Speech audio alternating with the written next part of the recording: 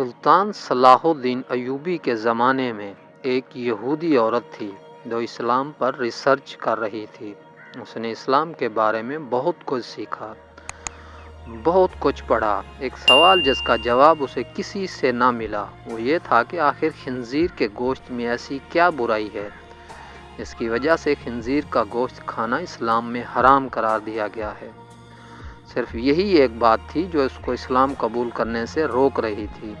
اپنے اس سوال کا جواب حاصل کرنے کے لیے وہ سلطان صلاح الدین ایوبی کے دربار میں پہنچ گئی اور عرض کیا، سلطان معظم، میں نے اسلام کے بارے میں بہت کچھ پڑھا ہے اور بہت کچھ سیکھا ہے، حتیٰ کہ میں اس جگہ پر کھڑی ہوں کہ اسلام قبول کر لوں، لیکن ایک بات ہے جو مجھے اسلام قبول کرنے سے روک رہی ہے، اور وہ بات یہ ہے کہ اسلام خنزیر کا گوشت کھانے سے کیوں منع کرتا ہے؟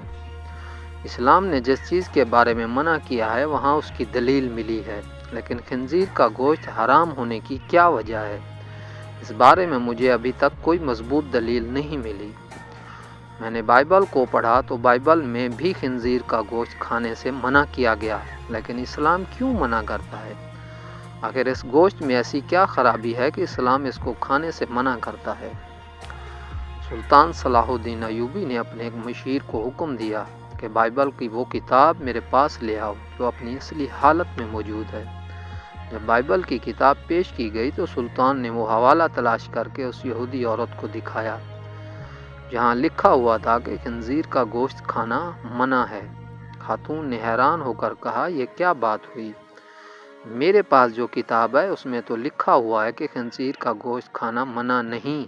یہ سن کر سلطان نے جواب دیا، مجھے ترس آتا ہے تمہارے ان لکھاریوں پر جنہوں نے اپنی عیاشیوں کے لیے اس پاک کتاب کو بھی اپنے لفظوں سے تبدیل کر دیا۔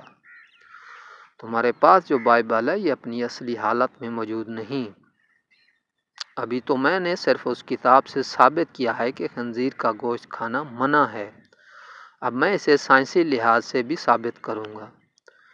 پھر سلطان نے اس عورت سے کہا کہ کل صبح خنزیر کا گوشت پکا کر میرے دربار میں لے آنا۔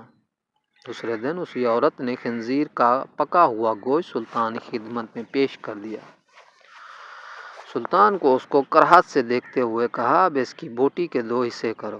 خاتون نے جب چھری سے بوٹی کے 2 حصے کیے تو درمیان میں سے گوشت کچا تھا۔ سلطان نے اس خاتون سے کہا کہ کیا تم نے اس گوشت کو اچھی طرح پکایا نہیں؟ تو کہنے لگی، نہیں سلطان معظم، میں نے تو اس کو بہت اچھی طرح سے پکایا ہے۔ تو سلطان نے کہا، اب تمہاری سمجھ میں یہ بات آ گئی ہوگی کہ یہ حرام گوشت ہے، اسے جتنی بھی اچھی طرح پکایا جائے یہ درمیان میں کچا رہ جاتا ہے، اور جب یہ تمہارے پیٹ کے اندر جاتا ہے تو بہت سی بیماریوں کا سبب بنتا ہے۔ دوسری بات یہ کہ سور جس جگہ رہتا ہے یہ اپنے ارد گرد کی تمام گندگی حتیٰ کہ انسانوں کی گندگی کو بھی کھا جاتا ہے۔ اس کی خوراک بہت ہی غلیظ ہوتی ہے، اس حوالے سے وہ غلاظت اس کے گوشت میں بھی شامل ہوتی ہے جو بذات خود بیماریوں کا منبع ہے۔ تیسری بات یہ ہے کہ جب سور کی مادہ کسی دوسرے سور کے ساتھ جنسی تعلق قائم کرتی ہے تو یہ اسے دیکھ کر خوش ہوتا ہے اور فخر محسوس کرتا ہے، اور یہ بے غیرتی کی خصلت اس کے گوشت میں بھی پائی جاتی ہے۔ اس کا گوشت کھانے والا بھی انہی صفات کا حامل ہوتا ہے کہ اپنی عورتوں کو دوسروں کے حوالے کر کے خوش ہوتا ہے، فخر محسوس کرتا ہے۔ یہ واحد جانور ہے جس میں اتنی غلاظت اور بے شرمی بھری ہوئی ہے۔ جب آپ ایسے جانور کا گوشت کھائیں گے جس کی بنیاد غلاظت سے بھری ہوئی ہے تو وہ آپ کو کیا فائدہ دے گا؟ یہ بات سن کر وہ یہودی عورت سلطان صلاح الدین ایوبی کے سامنے جھک گئی اور کہا کہ سلطان معظم، اب آپ ہی مجھے کلمہ پڑھائیں۔ سلطان صلاح الدین ایوبی نے اس عورت کو کلمہ پڑھایا اور تمام دربار اللہ اکبر کے نعروں سے گونج اٹھا۔